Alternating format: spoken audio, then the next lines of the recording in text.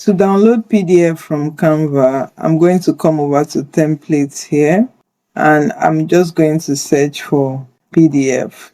And all these search results comes up. You want to go through them and choose a PDF you want to start working with.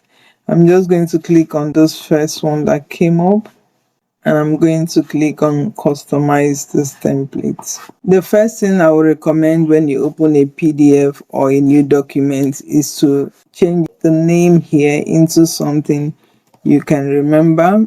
Now you want to edit your text and make it your own. Once you're happy with how your text look and you're okay with your PDF, to download it from Canva, you want to come over to the share button here.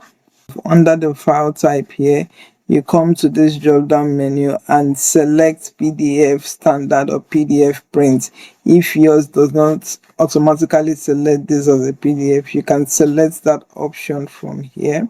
I'm going to leave it as PDF standard. You have options to password protect your PDF. You have options to match the reading orders to layers. You have all these options to compress your PDF as well. You also have the option to include notes in your PDF.